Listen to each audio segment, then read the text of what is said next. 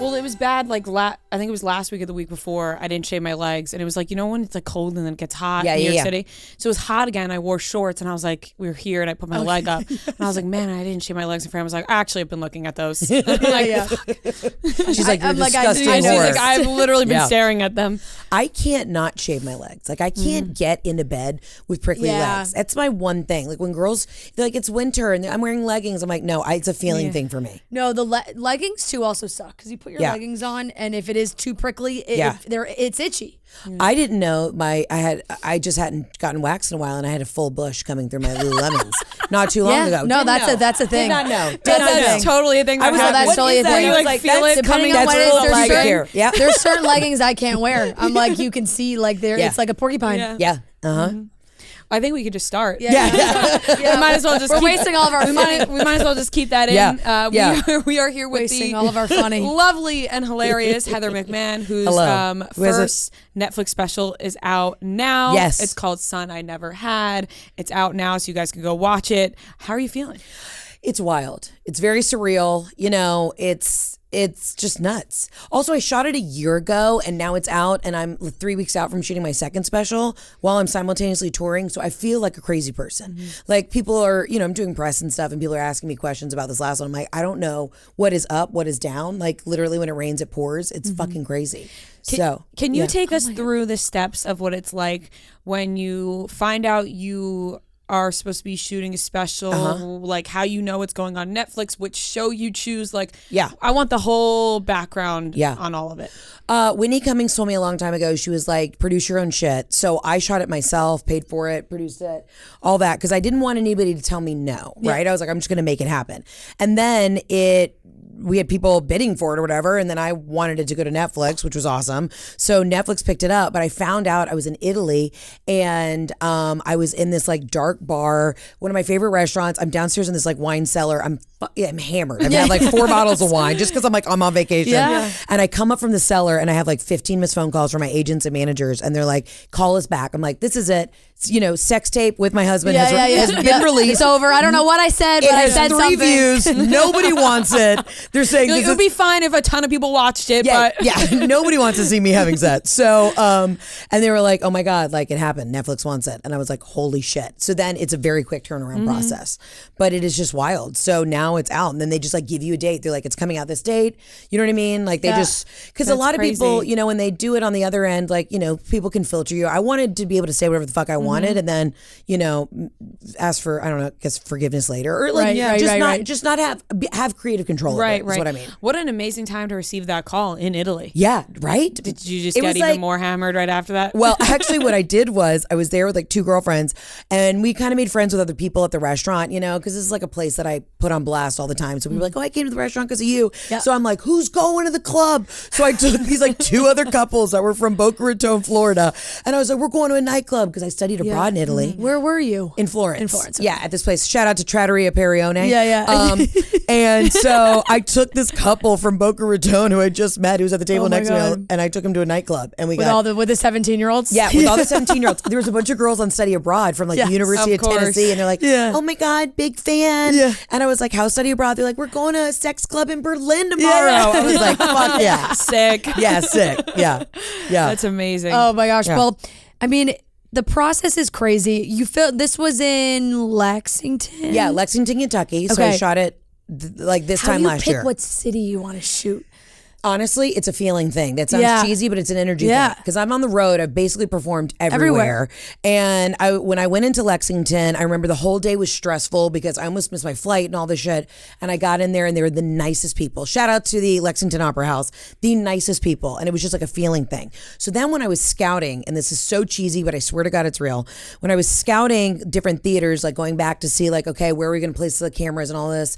My dead dad always comes back as a yellow jacket or a bumblebee. And I was standing outside the Lexington Opera House and there was a bee on me. And I said, well, this is where I should do it. And that it's weird. That's and I know. A nice, I was going to say that's a nice sentiment to make him something that people normally are like Yeah. You know? Oh, I know. It's funny when we're out and about and people are like, oh my God, there's bees everywhere. I'm like, it's my dead dad. Right. Everyone don't kill it. Because don't run. Normally people are like, oh, a butterfly. And like, oh my God, we love butterflies. It's beautiful. Like that's so-and-so. Yeah. Or like, you pick something, a bee is. Yeah, a bee is usually terrifying. And a lot of people are allergic. And I'm like, my dad was a heavy guy, so he comes in hot. But no, I just was like, it was an energy thing. Like any comedian knows, or any performer really, like you have your theaters that you like, and then the other ones where you're like, okay, here we go. And it was just a feeling thing. And now the next special I'm shooting is going to be at the Fox Theater, which is in my hometown in Atlanta. So that's going to be crazy. Yeah. Yeah, Atlanta better behave. If they get too fucked up, I'm going to be pissed, okay? There's I feel like there's like a happy medium. Like you want them a little tipsy, but not overboard where you can't control anybody. What do you think especially the ladies out there love them, but there are shows, like even when we do our podcast show live, we're like, girl, it's a Wednesday night. You are blackout. There was blackout. There was, and it's partially like I want to. I don't hate it. Yeah, I want to take a little bit of blame for it, just because like at the meet and greets, I'm like, get drunk, like laugh at whatever that's we on say. you. Whatever. I'm like seriously. I'm like, it doesn't matter if it's not funny. Like I better see you slapping your knee. And then so you bully them. I basically they come to the show and I bully them to have a good time. But last week we did one in Philly, and Philly's already insane. They're in the great, best way, and like they just have they're rowdy. Yeah. And in the front row, this girl got on the floor. She was in a dress. She was on the floor, legs in the air. I saw her Pussy full out. coochie. Yeah, I was yeah. You have experience? I've seen a lot. And I was on stage and I didn't bring attention to it because I didn't want everybody else to see, but I was like, whoa. And I just kept walking. I was like, oh my God, that is right in my face. See, it's interesting because y'all are doing a live podcast, right? So you have a lot of crowd interaction, and I do crowd work and stuff, but it's really wild to me when they come and they're so blackout. I'm like, you have paid to see your performance. You have paid top dollar, especially the people in the front row. I know how expensive those seats are. So why would you? It's one thing if you're going to the Harry Styles concert, you get lost in the music. I'm telling you jokes that you want to remember. Right. And like, why would you come to a theater, sit on the front row, and then shit yourself because you're so fucked up? I say always, have a quesadilla. Have chicken enchiladas or fajitas before the show. Have something hearty in the stomach. And like, I'm like, I know what it costs to go out and do shit. I just wouldn't want to not remember it. You know? That's a great point. It's like you talk about it a lot, like when you go home from a night out and you're drunk and you put on a TV show and you do not remember the TV show the next day. No. I hate watching TV when I'm drunk. I don't remember anything and it makes me very dizzy. Yeah. Also, Philly's already just like a wild town. Yeah. I played Philly right after they had lost the Super Bowl this year, and I literally was like, the polls were greased, right? Like people were ready to literally storm the Capitol. And I come out there and I texted my husband, who's like the biggest New York, Giants fan and every New York sports team fan. And I was like, hey babe, give me like 3 Philly sports facts. She's like, all you need to do is go out there on stage, tell them to suck a dick. They suck. I was like, I'm not doing that. I am scared right now. And the audience was like the wildest audience I've ever had. I was like, oh, it's fresh off the loss. Philly is like that. I'm a big Philly sports fan. So when we were in the first ever show we did in Philly was not planned, but happened to be a Thursday night football game. Yeah. And we were like, uh-oh. And we did it like kind of in a bar. It was makeshift. It was like not totally the best location. And we just lost once the game started, we lost everyone. Yeah. We were like, nobody screaming. Nobody cares. So we always joke like, what's the score? I'm like, I'll just leave. Why am I here? And we did it last week, and we played last week, and it was game 4 of the Phillies. Right. At the same time. And so like we were like, okay guys, we know the Phillies are on. We won't go too late. We'll catch the second. Just behave. But everybody was great. And there were like the boyfriends and the husbands, like, the 8 of them are like in the crowd, and they're like, 2-1. Yeah. Like looking at me on stage like 2-1. We're good. I'm like, okay, great, thanks. I have a new bit in my new show, and I talk about this famous baseball player. Well, I guess I didn't realize when I was doing the show that y'all had also lost the World Series the same year. Yeah. So I come out and I start, I'm like, lost it all. Everybody lost. This guy on the second row is like, Heather, too soon. We also lost the World Series. And I was like, that's your fault. That is not on me. Y'all suck at sports. I love you. Philadelphia, one of my favorite cities to perform in. But I was like, you cannot come for me for that. Y'all need to get your shit together. No, that's hilarious. Yeah. What has been like your least favorite place to perform? And it's not because of the people. The people are great, but Baltimore was a wild ride. But granted, if I go back, I'll be at like a cool theater. When I first was on tour, I played this like kind of like a rock venue in Baltimore, and it was across from the strip club that's like, we got 10 fat chicks and 1 cute one. And I was like, hell yeah. But it was just like wild. My hotel room had no windows. We were staying at like a Marriott, and I was like, only in Baltimore would you have a Marriott with no windows. It was just a struggle getting there, and people would warn me. They're like, man, this is, you're performing in a really like not great part of town. And I was like, yep, we're here. So that's also the worst. Tough. Like you're like, you don't have anybody to tell you. Yeah. You're just told like, hey, this is a nice spot, and you're like, oh great. And then you're driving through and you're like, yeah. Okay. Never been here before. How am I supposed to know that? Yeah. When people are like, man, this is the worst. We don't want to come to the show. And I'm like, all right, please do, because we all have to die together. Yeah, we kind of did that in San Francisco. Like we just kind of flubbed everything in San Francisco a little bit. San Francisco, it was funky because San Francisco makes me sad because it used to be the best. Yeah. I was just there performing at this gorgeous Palace of the Fine Arts. Yeah. My car is parked next to the door with security guards. Somebody smashed and grabbed all of our shit. Yep. We had just walked in, and then next thing you know, they're like,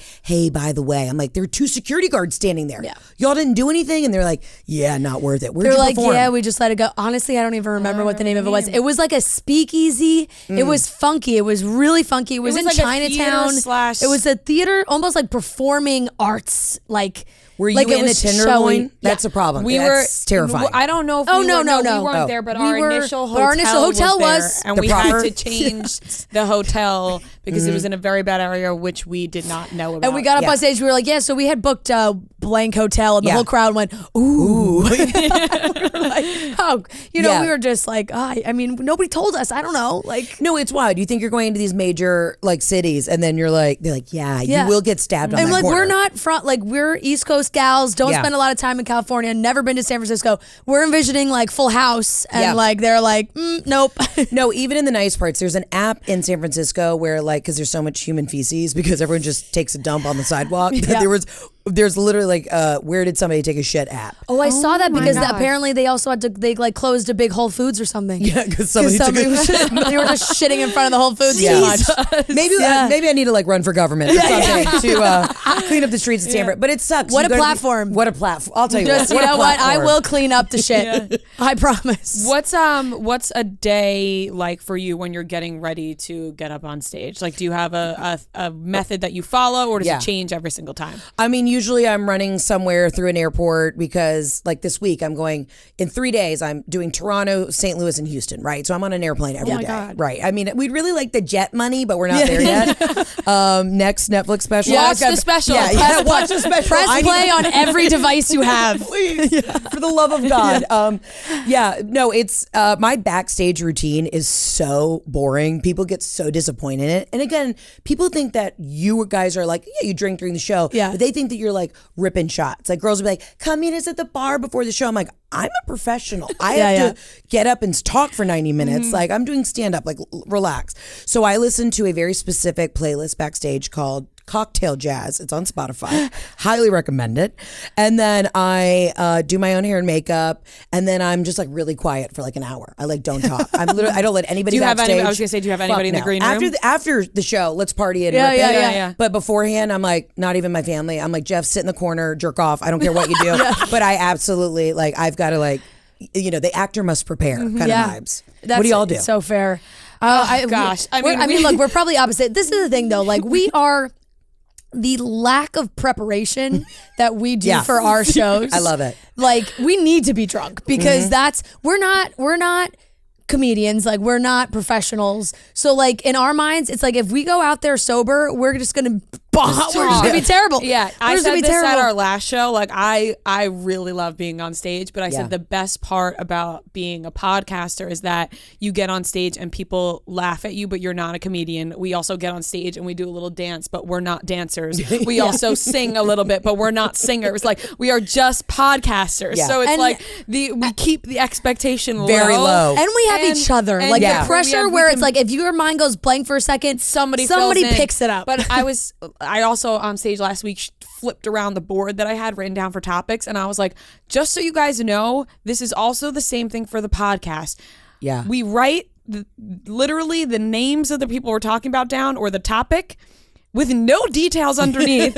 And then I just cross them off and I act like so I act like I'm doing something, but there's no preparation there. And then we have the playlist we play is the Project X playlist. Project X. Absolutely. Project X. Single time. Yep. And we have a couple drinks we and like we to do dance we like to do an around. espresso martini. Oh, nice. Always we Pre-show. do an espresso See, I'll do a white martini. wine. Yeah. I drink a white wine, and I'll sometimes on stage I'll have like a white wine with club soda. Like I'll make a white wine spritzer because that way you stay a little hydrated. Yep. But I'm not pounding it back. I will say it's funny listening to my cocktail jazz quietly in my room, and then my pre-show playlist is literally like DMX. You know what I mean? So it's such Getting the crowd. Like X gonna give it to you. Well, you have to completely shift into For us, entertainment for mode. us, it's like Disney music on the outside because the pop culture, they want to get into that. But we, it's funny because like we do the espresso martini, but there is a period of time like Fran can really take down a cocktail and I'm a pretty good drinker. Not to like something to be so proud of, but like no, she can. For me, I just like I like to cut to the chase. Like I like a good shot, right? But you can't do that necessarily before every show because then I'm like on the stage and I'm cross-eyed. So last one I did red wine. Which is a different type of drunk. Ice in it. Different. And I'm a great red wine drunk. Oh, really? Like I'm Okay. I'm asleep. I'm like It's giddy. It's a heat for me. Yeah. The red wine stirs something up. I like when people say they get like whiskey angry. I'm like, you give me a bottle of Chianti and I will fight your whole fucking family. I also That's get hilarious. It affects everyone differently. I get congested. You you need an allergy. congested. My For face me, is red. I need a Sudafed. I get like real giddy. Like Okay. everything is funny to me, whatever. So I did that the last one. I think that's my new recipe: the espresso martini and then the wine. and then a chilled red wine. Yeah. I like that. Good I for think you. it was great. Okay, so you're special. You're talking a lot about your family, a lot about your dad, your parents, your siblings. When you are going into this and you're like, all right, everybody, gather around the family. Like, do you have to say, it's time to air out the family stories, and I'm doing it on Netflix? Yes, I did get permission, and like my family's seen the show a million times, and I do think like my dad would be like, well, you know what, baby girl, at least you're making money at this. You know what I mean? The funny thing is this new tour that I'm doing right now that I'll shoot in a couple weeks is all about my first year of marriage, which y'all buckle up, okay? And it's basically like a public roast of my husband. And the first time he saw it, I was nervous. I was like, he may say I've gone too far. And I walked off stage. I was doing a show in Augusta, Georgia. I walk off stage and he's like, you could have gone harder. And I was like, I could have. And You're like, fuck. Talk about how you found the right guy, though. You know, No, truly. That's, not a lot of guys would say that. Not a lot of guys would say that. But, I talk about very intimate parts of our life, intimate parts of like our extended family's life that, I got permission from him. And I'm like, listen, it's my truth. I'm going to tell it. But it's funny because guys will always be like, how does Jeff feel about this shit? I'm like, first of all, you would never ask a male comedian that, right? Male comedians can talk about how stupid their kids are, their wives, women be shopping, and you'd never question it. But because I'm a woman, all of a sudden, like, there's a stigma behind it because I'm throwing. My husband's playing golf every day. Like, he doesn't give a fuck. He doesn't have to work right now. I'm the breadwinner. He is just playing golf. So he's like, I don't even care. Tell him I got a tiny dick. I don't care. I'm like, he does not. But still, medium, very medium. He's 6'2". Yeah. Exactly. I saw a clip where you were talking about tiny dicks on stage, and you were like, not the men here. No. You have a big dick. You have a big dick. Yeah, I like the men to feel empowered at my shows. Well, you have to because it's they're certainly the minority. Yes, they are the minority. But it's funny too because these guys will always be like, "Oh God, Heather." They always start off like, "Bringing my wife to the show. I listen to you every night in bed." Da da da. And then they have the best time. And they'll show up in the merch. I'm like, "Oh, you're actually the fan." And sweetheart, you need to tell your wife you're gay. And they're like, "Can I get a picture with you? It's for my wife." Yeah, I promise you, it's for my wife. Yeah. That one comes around all the time too. You also have some celebrity shout outs in the special too. I think it's like, you talk about the body positivity. Yeah.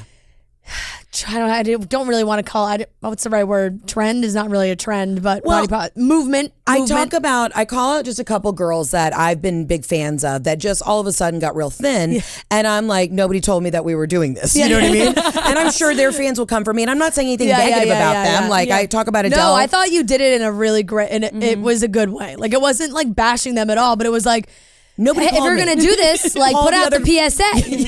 let us all know that we're getting thin, you know. And I've lost weight since the special, but I'm just like, you know, when like Adele lost 100 pounds, and I don't know how much she lost, but I mean, she said she lost a ton of weight. I'm just like, girl, why didn't you call me? Yeah, they also, you know how they talk about weight over there, where they're like, I dropped 2 stone. I'm like, what the fuck does that Yeah, mean? what does that mean? Yeah. What does that mean? It could be anything. What because is I'm not going to Google a stone? it. How much is it? I'm just Yeah. not Not gonna looking Google it it. up. No, how much is a stone? Yeah. I don't know. I would guess a stone is probably like 50 pounds. It's got to be Stones a are decent, heavy. right? Maybe like 20? a decent 20? amount. What is 25? 14 pounds. Way off. pounds. Okay. All right, that's a Okay. terrible representation for like stone feels Also an odd number. right. 14. Yeah, why 14? Why not a round up to 20 or Yeah. 10? Yeah. Even 15? Yeah. Like, Yeah, 15 makes sense. yeah. Yep. Yeah, Interesting. My whole thing with the body positive, it's like I've always been overly confident where I was like, listen, I have a great face. I've got great legs. It's soft in the middle, but I'm really cute. You know what I mean? And it was just funny to me being in Hollywood because people don't see the other side of it. Like I'm an actor, so I would audition for these roles and they were like normal sized gals. And I went on audition once and it said morbidly obese but beautiful. And I called my agent and I was like, I'm going to kill myself. Like what? And she was like, just go in. And it was for this big TV show. And I auditioned and I was just like, this is insane. That And- is an insane description. An Your insane agent's description. like, but it says beautiful. But it says so pretty, you know?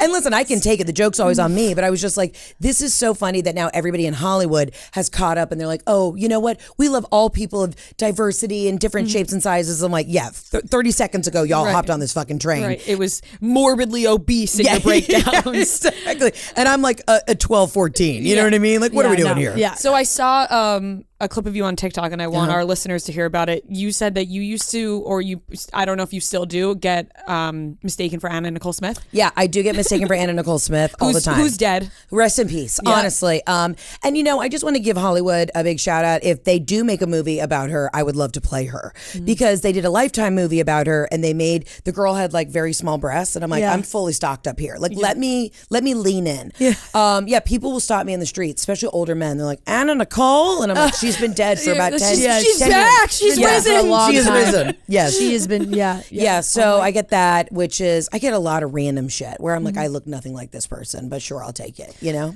When you're doing your podcast and you are, I mean, I just think like, I don't know, I guess because we've never really done the solo vibe, and I listen to you and I'm like, she keeps herself so entertained. Like, I don't know how, like, at some point I'd be like, what the but I guess you also hit a point where I think you talk about too, where you're like, I have no idea what I'm even saying. Words are just coming out of my mouth. I do black out, and I will sometimes re-listen to the podcast for like quality control. I'm like, this is the most ADHD bullshit I have ever heard What in am my I life. even saying? Yeah, and I mean, listen, I have people call in on the voicemails and people send me questions, but I literally, that's the other thing people don't realize. Like, I'm doing new material every week on the road. I'm doing an hour of material on the podcast every week. Like, mama's brain is fucking mush. I am tired. And people are like, why aren't you making more TikToks? I'm like, there's nothing fucking left in the You're tank. like, I have nothing left to give. I am selfless. I am so goddamn entertaining. Please let me take a nap on a Tuesday. You know, like fuck. You're out there ranking sandwiches. I saw. Which listen, Yeah. a podcast. The most random topics come. They just come up, okay, and they're entertaining to you. It's your train of thought. I just don't understand where the number one sandwich being BLT came in. Here's the deal. I just, you know, I'm from the South, so I lean, you know, pork. I really do. Here. People got upset and they were like, well, it's a club sandwich. Well, club sandwich is just a BLT with turkey. Yeah. You know what I mean? And sometimes club sandwiches have ham, which I don't like a sliced ham. You know, I just like fried ham. I like bacon. I don't know. I just was leaning in. I'm on a big sourdough kick. You know, I just think it's got a nice crunch. It's got acidity from the tomatoes. That's my number one sandwich. What's your number one sandwich? There's too many. Like I love. Like I don't even know where to begin. Probably an Italian. Like some sort of Italian. Italian was on there. Would be Italian was on there. You said grilled cheese was on there, but you didn't know where, and you specified no craft singles. I don't mind a craft single. So that is my number one fear. I'm not gonna get mad at a craft single. That's my ick. Like that is my number one fear. If you want to fuck with me, unwrap craft singles, put it underneath my pillow. I've like people have pranked me before with that. I don't know what it is. Whether it's in the plastic, is the it just smell. because it's like wrapped up and like you know how processed like it really is. Yeah, and like I can't get ballpark cheese, like Fake cheese is my biggest fear. I don't know why. What about like cheese out of a cheese can? on a like hot a dog, cheese though? like whiz? a cheese whiz? No, but I'll do like a Boursin. I'll do like if it's real cheese, I'll do it. But if it's not real cheese, I can't do it. Fake cheese on a hot dog though, like tuna salad, like by the way, nacho would also go up cheese. there for number one with me. I just want to throw that in. I do love a tuna salad. I love tuna salad sandwiches, and I'm for so long I was afraid to admit it, but here I am standing proud in front of everybody saying it. I was the kid who had the stinky lunches because I loved tuna fish on like a croissant. Also, too, when you were like, how do you come up with shit? That is the problem. People got so upset. They're like, how is BLT number one? I was like, I was just stream of consciousness being like, you know what, today I feel like a BLT. Like, you're really my big fan of favorite BLT sandwiches.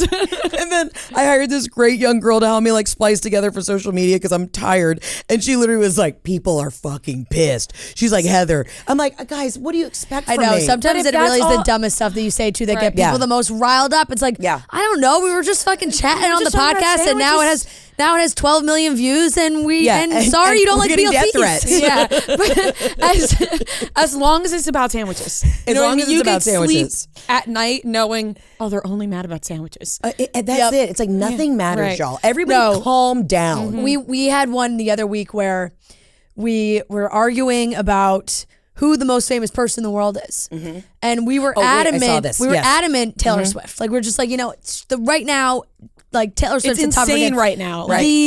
The international football community.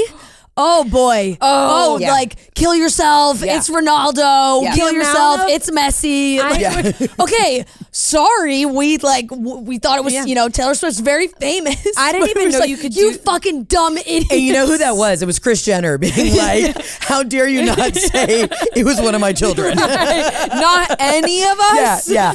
I didn't know you could do this, but you can comment GIFs on Instagram, like like a Yes. GIF, like a meme.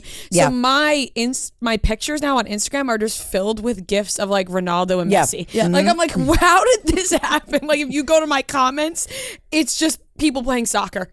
Yeah. Also, I was told by my young new employee, if you will, she said that like gifts, that's how we show our age. How old are you? 26. 26. Okay, so you're still like, I mean, I'm 10 years older, but I respond to her in text through gifts. Like that's the only way I know how to talk, right?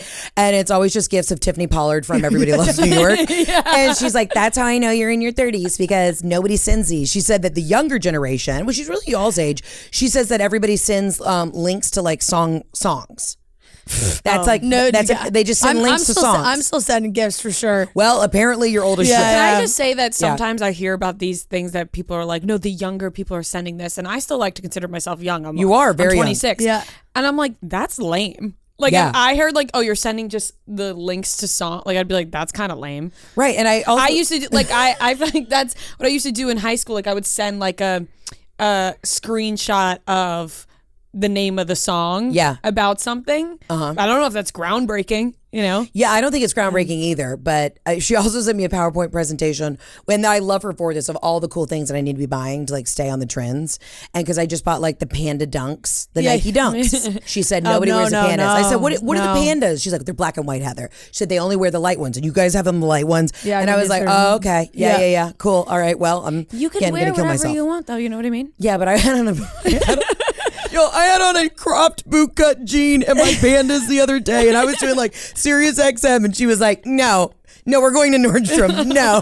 No. I actually see those videos that come up in my TikTok sometimes of like fucking, I don't know, sneaker conventions. Like it's stressful. And they're like, it's like man on the street sneaker convention videos. Yeah. And they're like, what's the worst shoe you could see on someone? And everyone said the Panda. Yeah, well, I'm rocking 'em. My fiance has them and wears them all the time. And he was like, when I got them, they think I weren't have bad. them. He was Of like, when course I you got do. them, they did not have this stigma. Well, you know what? It's like they just pick something up and run with it. Yeah. Like when everyone collectively stopped wearing skinny jeans, which I'm short, so I still have to wear skinny jeans sometimes. Otherwise, I look bizarre. Like a really baggy jean on me is just really not flattering a lot of times. So I like to go more towards a skinny jean when I wear jeans, and that's just the way it's gonna have to be. And people are ripping you to shreds, and they're just aren't like, they? oh, skinny jeans. It's like.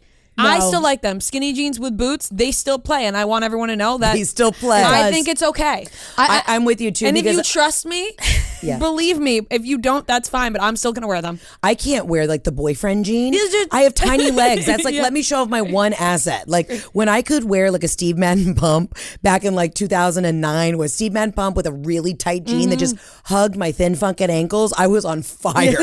You know what I mean? And now I got to wear some like bullshit like baggy Levi thing. No, I'm There's upset. something sexy about a nice tight jean with the pumps. I feel that way now. I feel like that as you get older, that you just do become your mother more. And I think about my mom being like, oh, well, just a nice heel. What's wrong with a nice heel and a nice tight, and I'm like, I catch myself doing that with the younger, like more Gen Z, like the 18, 19-year-olds that are in these like Urban Outfitters jeans that could fit 4 people into these pairs of pants. And I'm like, wear a skinnier jeans. Right. Like, what about a nice like slack with the kitten heel? Yeah, exactly.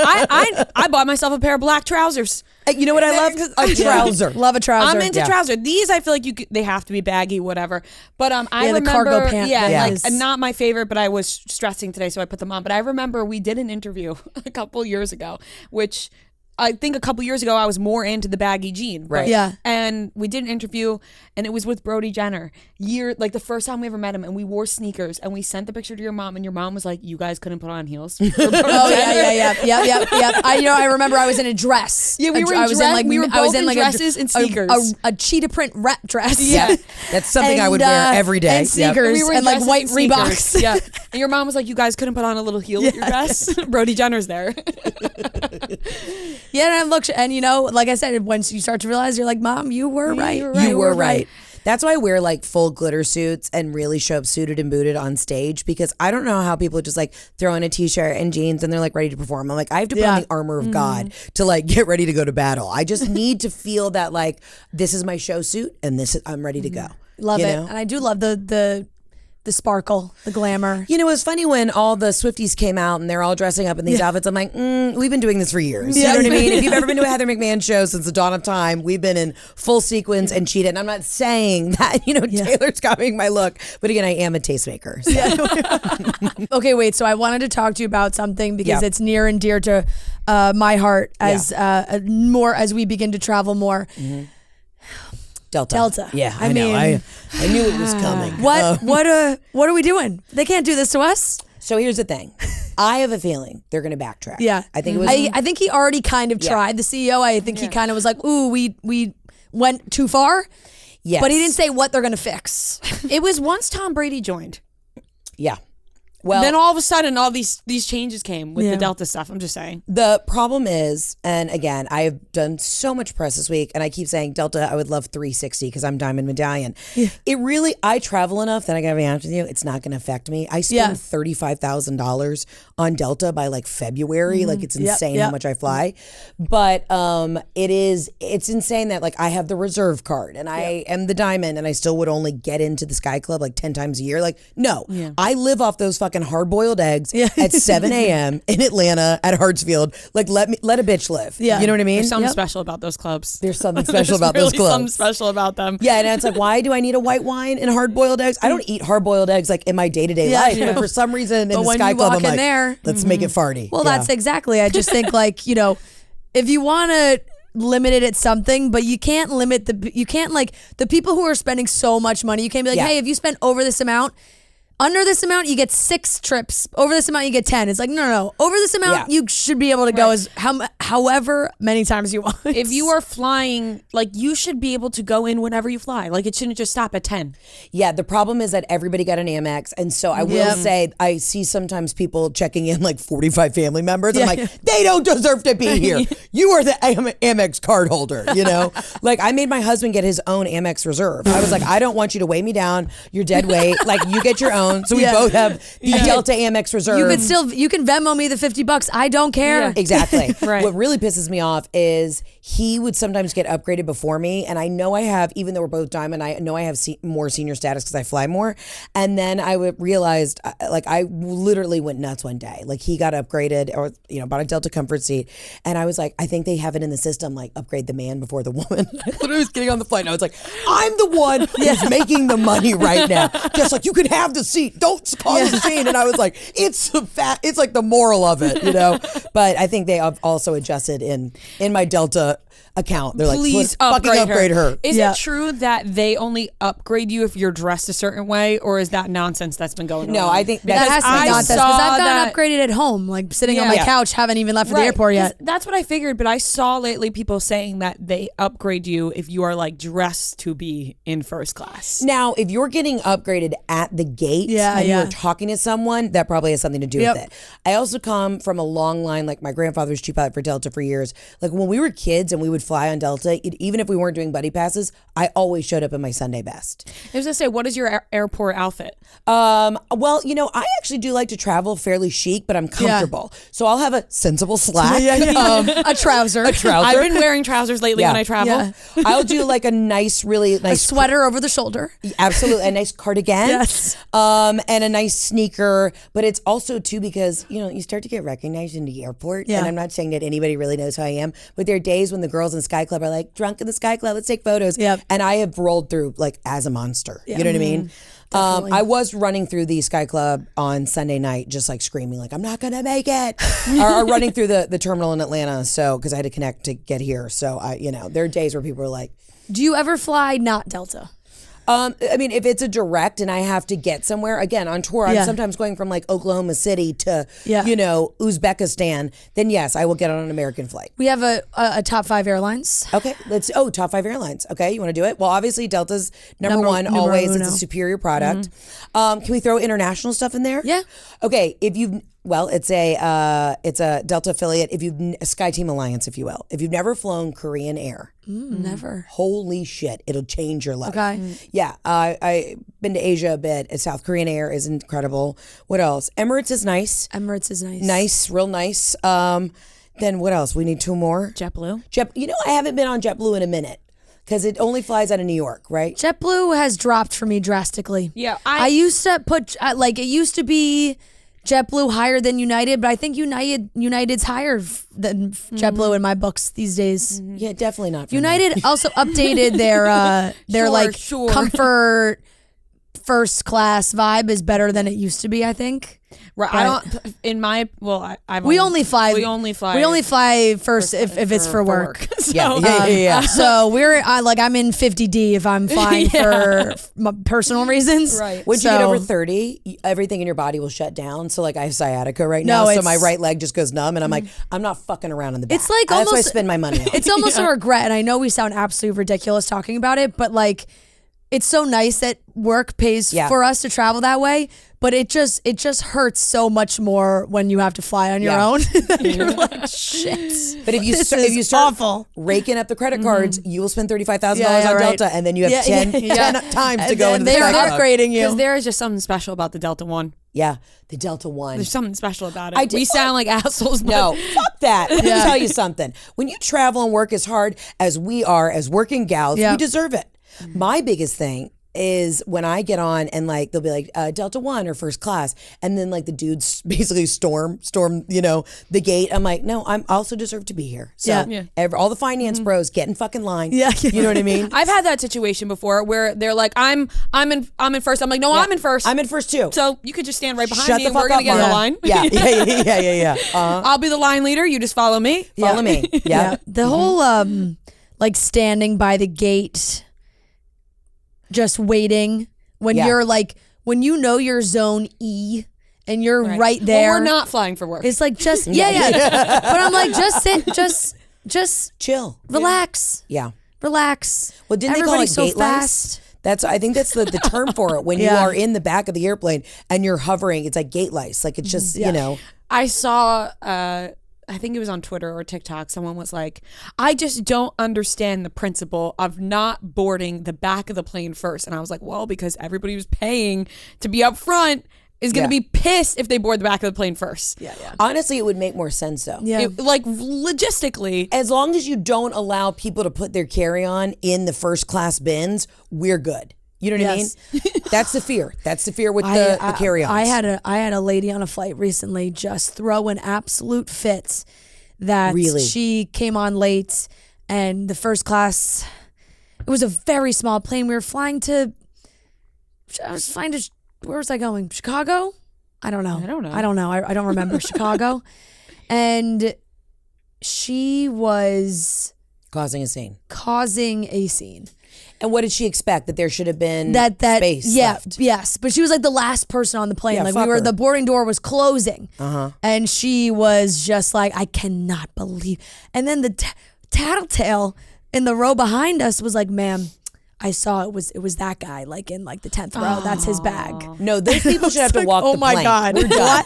The amount I travel when I see poor behavior on an airplane, I'm like, this is done. This is where society crumbles. The world's already on fire, but this is like where it happens. Like people like really forget how to act. Some people's worst behavior. It is astonishing, truly, how bad it gets. Yeah. That's why we need a private jet. Yeah. So we can go door to door. Please bring it all back around to Yes. press play on that Netflix special. Please watch Heather's Netflix special. It's out now. Thank you. So I can make more money to fly privately with my girls. Yeah.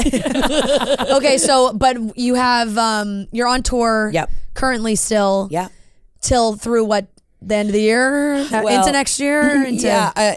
I'm touring. I've got some big shows coming up. I'm playing the Pantages in LA.